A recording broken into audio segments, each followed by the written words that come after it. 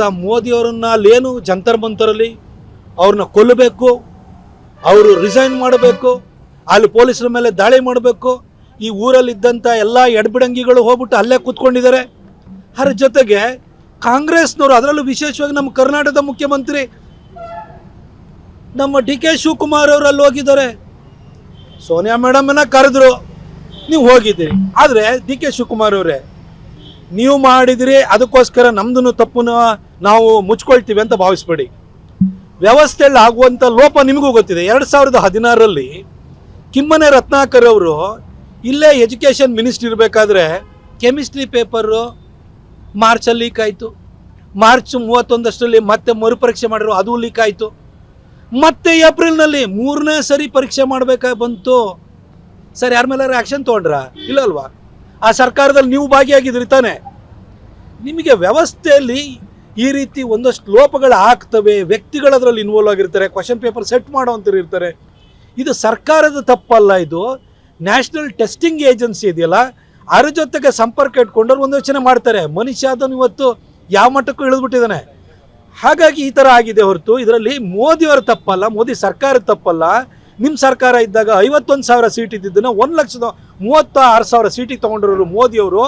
ಇವತ್ತು ಇಡೀ ದೇಶಾದ್ಯಂತ ಇರುವ ಯಾವುದೇ ಕಾಲೇಜಿಗೆ ಹೋಗಿ ಅಡ್ಮಿಷನ್ ಆಗುವಂತಹ ಅವಕಾಶವನ್ನು ನೀಟ್ ಮುಖಾಂತರವಾಗಿ ಮೋದಿಯವರು ಕೊಟ್ಟಿದ್ದಾರೆ.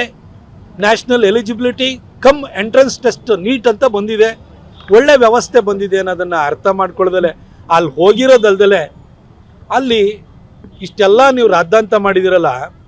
ಕಾಂಗ್ರೆಸ್ ಪಾರ್ಟಿ ಇದೆಯಲ್ಲ, ನೀವು ಒಂದು ನ್ಯಾಷನಲ್ ಪಾರ್ಟಿಯಲ್ಲ 21% ಓಟ್ ತೊಗೊಂಡಿದ್ದೀರಲ್ಲ, ನೀವೇ ಹೋರಾಟ ರೂಪಿಸಬೇಕು ಅಂದರೆ ನೀವೇ ಹೋರಾಟ ರೂಪಿಸಿ ಸರ್. ಇದರಲ್ಲಿ ವ್ಯವಸ್ಥೆಯಲ್ಲಿ ಈ ಥರ ಲೋಪಗಳಿದ್ದಾವೆ, ನಾವು ಬಂದಾಗಲೂ ಈ ಥರ ಮಣ್ತಿನ ಕೆಲಸ ಆಗಿತ್ತು, ಇದನ್ನು ಸರಿ ಮಾಡಿ ಅಂತ ಸಜೆಷನ್ ಕೊಡಿ. ಪಾರ್ಲಿಮೆಂಟ್ ಸೆಷನ್ ನಡೀತಾ ಇದೆ, ಸೆಷನ್ನಲ್ಲಿ ರಾಹುಲ್ ಗಾಂಧಿಯವರು ಮಾತಾಡ್ಬೋದಿತ್ತು. ಅಲ್ಲ ರೀ, ನೀವೊಂಥರ ಇಡೀ ದೇಶಾದ್ಯಂತ ಕಳೆದ 80 ವರ್ಷಗಳಿಂದ ರಕ್ತ ಹೀರೋ ತಿಗಣೆಗಳ ಥರ ಆಗೋಗಿದ್ರಿ.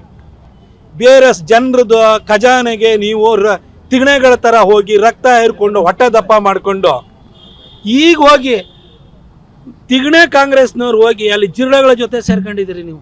ಸರ್, ಏನು ನಿಮ್ಮದೇ ಆದಂಥ ವ್ಯವಸ್ಥೆ ಇಲ್ವಾ? ಮಾತಾಡಲಿಕ್ಕೆ ಸಂಸತ್ತಲ್ಲಿ ಫೋರಮ್ ಇಲ್ವಾ? ಅಲ್ಲಿ ವೇದಿಕೆ ಇಲ್ವಾ? ಅಥವಾ ನಿಮಗೇನು ಕಾರ್ಯಕರ್ತರು ಸತ್ತೋಗ್ಬಿಟ್ಟಿದಾರ? ನೀವು ಹೋರಾಟ ಮಾಡಿ, ನೀವು ಹೋಗಿ ಜಿರಳೆಗಳ ಜೊತೆ ಸೇರ್ಕೊಂಡಿದ್ದೀರಲ್ಲ. ಆಯಿತು, ನೀವು ಇಷ್ಟೆಲ್ಲ ಮಾಡ್ತಾ ಇದ್ದೀರಿ ಅಂತ ನಮ್ಮವ್ರು ಹೋಗಿ ಕಾಂಗ್ರೆಸ್ ಕಚೇರಿಗೆ ಮುತ್ತಿಗೆ ಹಾಕಕ್ಕೆ ಹೋದರೆ ಮೊಟ್ಟೆಲಿ ಹೊಡಿತಿರಲ್ಲ ಡಿ ಕೆ ಶಿವಕುಮಾರ್ ಅವರೇ. ಇದು ಸರಿನಾ? ನೀವೇ ಯೋಚನೆ ಮಾಡಿ. ಸಾರ್ವಜನಿಕ ಜೀವನದಲ್ಲಿ ಪರಸ್ಪರರು ಮೊಟ್ಟೆ ಹೊಡೆಯೋದು, ಚಪ್ಪಲಿ ಬಿಸಾಡೋದು ಇವೆಲ್ಲ ಶುರು ಮಾಡ್ತು ಅಂತಂದರೆ ರೋಡಲ್ಲಿ ಸಂಘರ್ಷ ಪ್ರಾರಂಭ ಆಗುತ್ತೆ. ನಿಮ್ಮ ಕಾಂಗ್ರೆಸ್ ಪಾರ್ಟಿಗೆ ಎಷ್ಟು ಜನ ಫಾಲೋವರ್ಸ್ ಇದ್ದಾರೆ? ನಿಮ್ಗಿಂತ ಫಾಲೋವರ್ಸು ನಾನು ಒಬ್ಬನಿಗೆ ಫೇಸ್ಬುಕ್ಕಲ್ಲಿ ಇದ್ದಾರೆ, ತಿಳ್ಕೊಂಬಿಡಿ. ನಿಮ್ಮ ಫೇಸ್ಬುಕ್ಕಿಗಿಂತ ನಮಗೂ ಫಾಲೋವರ್ಸ್ ಇದ್ದಾರೆ. ಆದರೆ ಇಂಥ ಕೆಲಸ ಮಾಡೋಕ್ಕೋಗ್ಬೇಡಿ. ಪ್ರಜಾತಾಂತ್ರಿಕವಾಗಿ ವಿರೋಧಿಸುವಂಥ ಹಕ್ಕು ಎಲ್ಲರಿಗೂ ಇದೆ. ಆದರೆ ನೀವೆಂಥರ ತುರ್ತು ಪರಿಸ್ಥಿತಿಯ ಮನಸ್ಥಿತಿಯನ್ನು ಇಟ್ಕೊಂಡು ನಮ್ಮ ಲೀಡರ್ಗಳ ಮೇಲೆ BP ಹರೀಶ್ ಅವ್ರ ಮೇಲೆ ಮೊಟ್ಟೆ ಹೊಡೆಯೋ ಕೆಲಸನೂ ಕೂಡ ನಿನ್ನೆ ಆಗಿದೆ.